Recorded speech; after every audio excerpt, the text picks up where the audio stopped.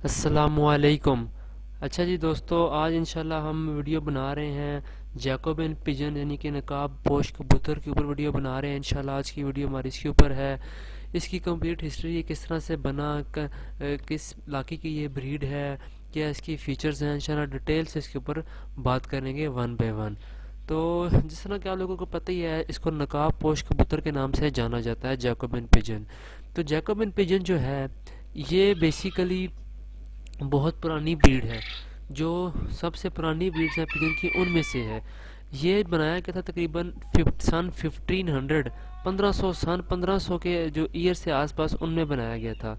Mostly जो breeds इस तरह की बनती हैं, बर्ड्स की हों या किसी भी एनिमल की हो, मैंने बताया था कि आपको कि सेलेक्टिव ब्रीडिंग के थ्रू बनती हैं, मतलब डिफरेंट ब्रीड्स को क्रॉस करवा के एक ब्रीड बनाई जाती है, नहीं।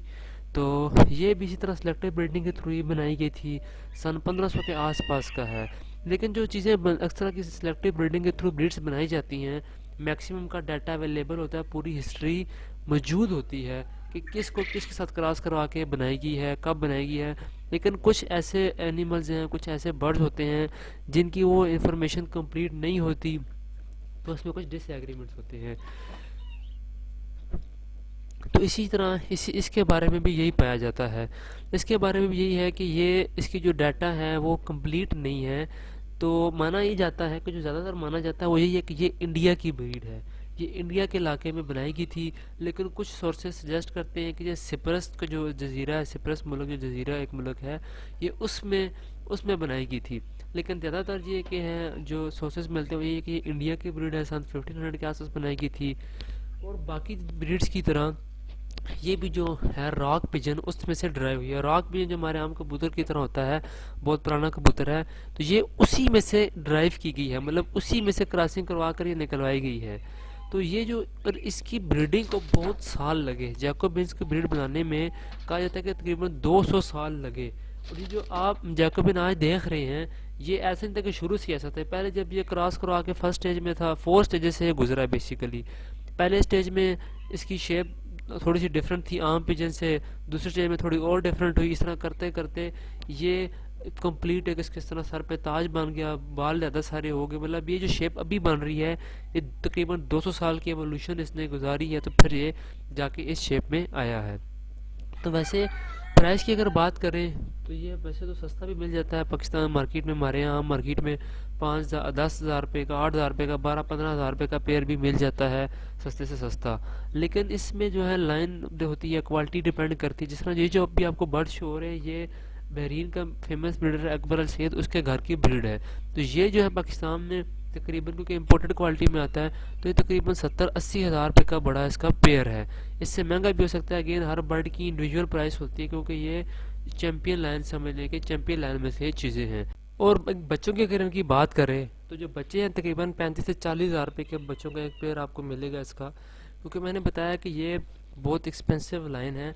नॉर्मली जो होते हैं फेल बैक हमारे यहाँ भी पाए जाते हैं, जो इम्पोर्टेड लाइन के नहीं होते, वो हर इससे काफ़ी सस्ते होते हैं।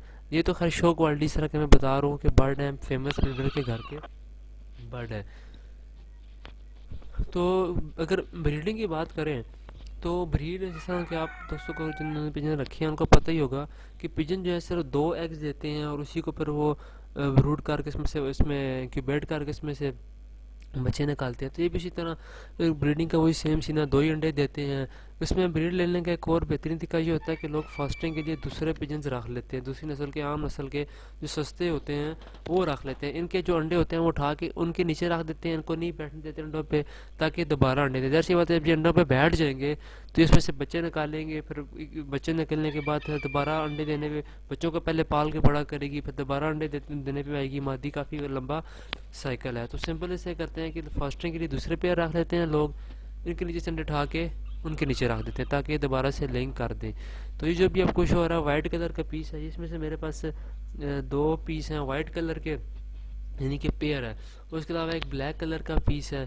तो हमें इसके अलावा इसके बारे में और इसके मज़ीद अगर इसके बारे में बात करें, जिस तरह कि मैंने बताया कि इंडिया की ब्रीड है, तो ये यूरोपियन में भी क्योंकि होता है ऐसे, अक्सर कितनी सारी ब्रीड्स ऐसी होती है एनिमल्स की जो हमारे यहाँ एशिया की ब्रीड है, हमारे इलाके की ब्रीड है, लेकिन वो यूरोप यही होती है, और उस पर हमसे ज़्यादा वर्किंग कर ली हुई होती है उन्होंने, क्योंकि वो जैसी बात है साइंटिफिकली भी हमसे ज़्यादा आगे हैं, और उनके पास रिसोर्सेज भी ज़्यादा है, प्लस है कि उनका मैंटेलिटी भी उस तरह की है, हमारी उस तरह की मैंटेलिटी नहीं है।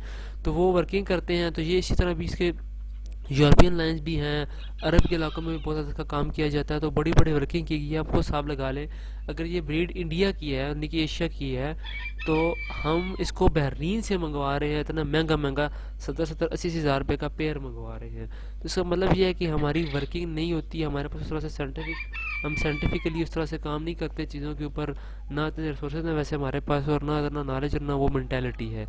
बहुत सारी एग्जांपल्स ऐसी हैं, सील मुर्गे की भी ऐसी एग्जांपल्स हैं। हम सील मुर्गे भी हम बाहर से कितने महंगे महंगे मंगवा रहे हैं, हालांकि सील मुर्गे का जो ओरिजिन है हमारा अपना ही इलाका है। तो मैं उम्मीद करता हूँ कि ये वीडियो आपको पसंद आई होगी। तो आज की वीडियो के लिए इतना ही काफ़ी। अस्सलाम वालेकुम, अल्लाह हाफिज़।